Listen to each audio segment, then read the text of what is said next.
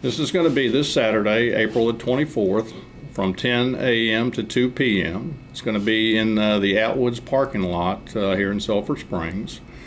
What we're going to do is accept any expired, unused, unwanted drugs, whether it's veterinary drugs, as an example. You have some horse pills you want to get rid of, dog pills, any sort of vitamins, minerals, we'll take those as well. What we can't take is liquids such as inhalers, and particularly needles or any other type of medical sharp, thermometers, those kind of things that have liquid. We cannot take those. The DEA prefers drugs to be in their original bottling. However, you can mark out any personal information. We will accept the drugs in a Ziploc bag if you feel more comfortable with that. We do want to get as many pounds of drugs off the street as we possibly can. And that's really counted nationally, and so we're going to kind of get to that. It's growing each year as people get used to using this event and project. Absolutely it is. The program began in 2010, and this was as a result of the EPA doing a study which found a high concentration of over-the-counter drugs, prescription drugs, in our wastewater supply system. They went and talked with the DEA about it, and this program resulted in those discussions. And since its inception, over 14 million pounds nationwide have been collected. That is good, because when you start thinking about it, this stuff laying around in your medicine cabinet or whatever, tucked away somewhere in a closet, if that's where you might have stashed it, in the wrong hands, this could be dangerous, even deadly. Absolutely, and sadly, most of these drugs are obtained through family and friends, right out of your medicine chest.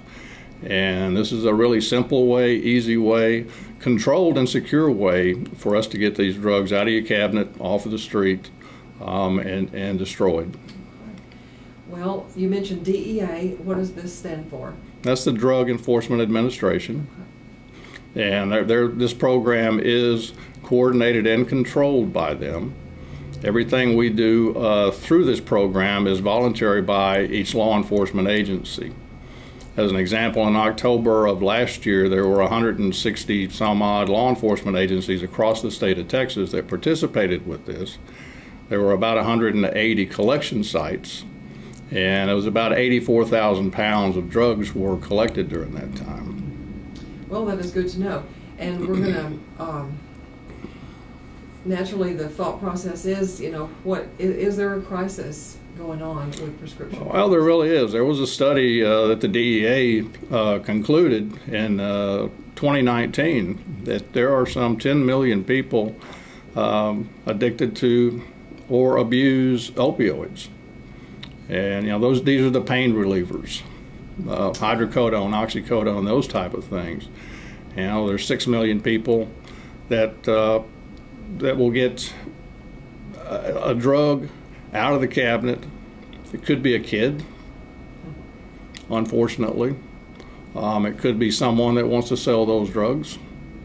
And there are a number of things that this program helps get those things out, not only out of our wastewater system, but out of our people's systems. It's not available to them. Hopkins County has done a really nice job over the years collecting drugs. Last October, we collected over 130 pounds. Unfortunately, we didn't have a spring event last year due to COVID, but we generally collect between 300 and 400 pounds a year. So we're getting them off the street in Hopkins County as well. Well, here at KSST, we cover the news, law enforcement news here pretty heavily, and there's always, on any given day, on our website, ksstradio.com, someone stopped with drugs and the whole story behind all of that in each particular case. But you can't help but wonder if some of this, ends up in stories like that. It does, and it's unfortunate that the drugs are so readily available, and anything that we can do to help that, I encourage all the listeners and the viewers to come on out. It's going to be a simple process. It's a secure process. Yeah, each one of us can do our part. Even if we're not in law enforcement, we can do our part by keeping expired, unused, or unwanted prescription drugs, as you mentioned, veterinary drugs, Right. Over-the-counter, even your vitamins that you don't take anymore. Vitamins, minerals, drug sample packs, for example, that you may get from your doctor. We'll accept all of those. And will we have a tent up there? We're going to have a tent. We'll also have a police unit there, one of the county cars there.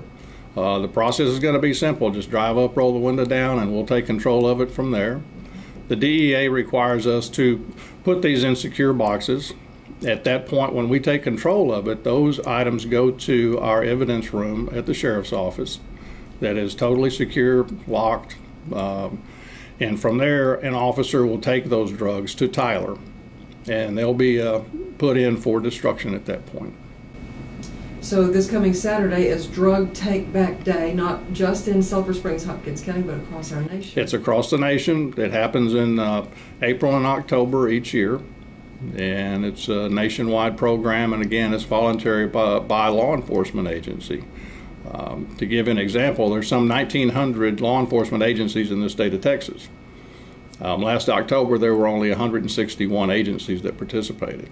So it's important for us to participate. And we have a very active Sheriff's Department looking into many events that we can do that are helpful to the community. Absolutely. As an example, the Posse provides security for a number of events. I'm sure you've seen us on the square, seen us at parades. Most recently, we provided security for the rodeo. We were out there for both nights. We'll do that again in the fall. We're strictly a volunteer organization. We don't take a salary. It doesn't cost the citizens of Hopkins County a nickel. We do accept donations, so we do that. But we pay for our own uniforms, own radios, use our own personal vehicles. So we try to do what we can to give back. Hopkins County has an active sheriff's posse, and when I was growing up in Longview and we owned a restaurant, a lot of times the law enforcement would come in there to drink coffee or take their break or whatever. I saw Texas Rangers and everybody, right. and the uniform always just meant a lot to me. Right. Well, we're very fortunate in that Sheriff Lewis Tatum totally supports the posse, uses us as needed. We're an extension of his office. We're a department within the Sheriff's Department. Judge Newsom also supports everything that we do. Interesting to note, Judge Newsom and Sheriff Tatum both were in the posse at one point, so they've come up through the ranks. Well, we're appreciative of the Hopkins County Sheriff's Posse, and the Drug Take Back Day this Saturday. This Saturday at the Atwoods parking lot from 10 in the morning till 2 in the afternoon.